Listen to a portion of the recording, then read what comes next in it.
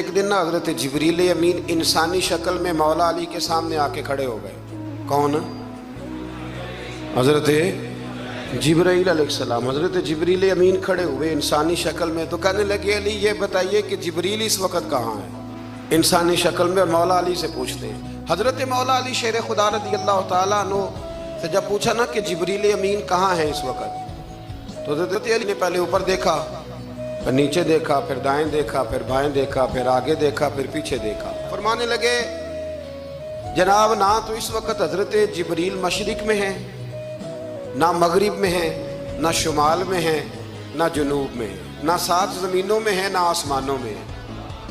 फरमाने लगे भाई ज़मीनों आसमानों मशारिक मगारिब में तो कोई नहीं, तो यहाँ आप जिब्रील हैं या मैं जिब्रील हूँ?